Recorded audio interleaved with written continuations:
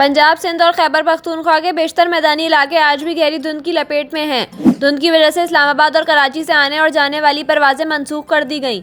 Multan airport पर flight operation मुअत्तल हो गया, जबकि बैनुल-अक़वामी परवाजें भी गैर मामूली ताख़ीर का शिकार हैं। पुलिस की जानिब से बताया गया है कि लाहौर के इलाके शेरा कोट में गाड़ी की टक्कर से एक शख्स हलाक हो गया। हादसा धुंध के बायस पेश आया और लाश पोस्टमार्टम के लिए अस्पताल मुंतकिल कर दी गई। दूसरी जानिब मुल्तान, लाहौर, गुजरांवाला और फैसलाबाद समेत पंजाब भर में बिजली की लोड शेडिंग बढ़ा दी गई। धुंध से NTDC और डिस्को सिस्टम मुतासर हुआ, जिसके बायस कई ग्रिड स्टेशन रात भर बंद रहे। प्लेस्को चीफ का कहना है कि बिजली का शॉर्टफॉल नहीं, धुंध से बिजली की लोड शेडिंग का सामना है।